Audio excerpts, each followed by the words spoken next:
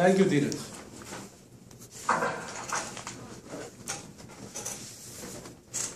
I saw in my cousin's house, my cousin's son was reading a name and writing it 5 times. And I said, what is that? He said, it is Dalso. Please look at this visual I have given.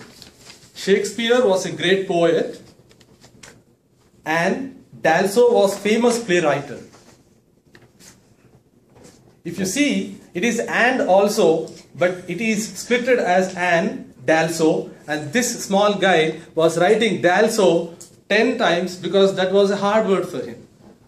And even I was confused when I saw, what is Dalso was a famous writer.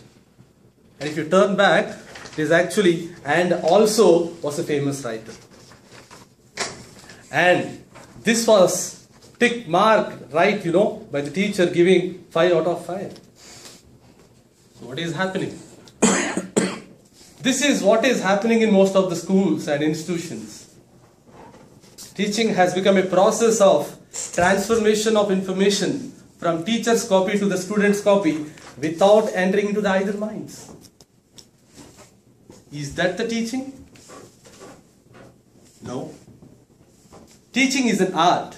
Teaching is an art of manifestation of the perfection which is already within the students.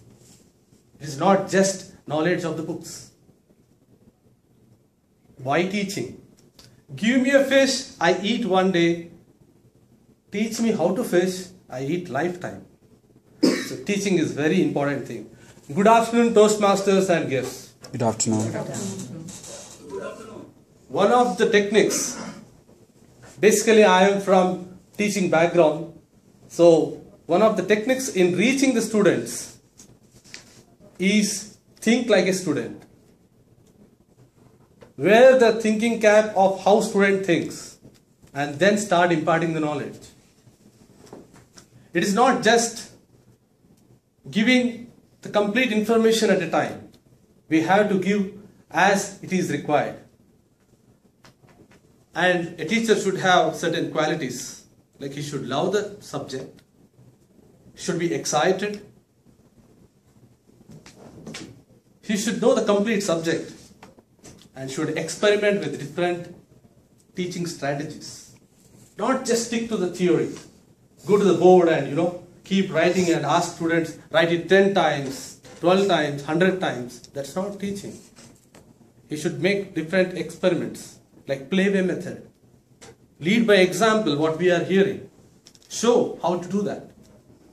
So I have got some simple techniques like how to go with that. A 3-step techniques. Initiation, the first step. Initiation is you have to have a capability, the teacher should have a capability to hold the attention of the audience, students. How is that? Pleasant smile. Look into the eyes. Keep a very good ambience. And that way, teach the minimum, but the holistic picture. Give the complete information. Give the fundamentals. So that's where it starts. And fundamentals you have to give depending on the student's background, the educational background. You cannot give fundamentals as you like. You have to know what he knows. And the foremost, the very important thing, a teacher should be unselfish, which we usually don't find. How many of you have done KTs to your colleagues, taught to your siblings or your children? Have you been unselfish? Have you been open when you are giving the subject? Did you think that this is another I when I teach? I have to become, that person has to become me as I know the knowledge. Now that curiosity a teacher should have. So the first thing is you have to always have an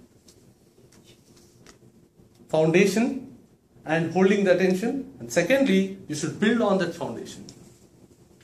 Now what is building on the foundation? Building on the foundation is, as you know that you have given some fundamentals, now you should get into the details. For that, I would like to give a small example. You know, my friend visited me he came from Hyderabad. He doesn't know my place and he has to reach my place. He called me almost 10 times to reach my place and I had to guide him with various landmarks. Hey, you go there and come here. The second time he came, I think he just made 2 or 3 calls. Over a period, he used to come to my house without making a call, and rather he started telling me some different landmarks, which even I don't know. And what is that? Revision. So the practice makes perfect. Rather, you'll come to know much more details. You'll get into the details. So teachers should be able to revise, to give more details. Thirdly, and very important, effective evaluation. Should be able to bring confidence into the students. Evaluate and give proper feedback. And for that, teachers should have complete knowledge to know how to evaluate and how to give feedback. Thus building the confidence in the students and making them perfect.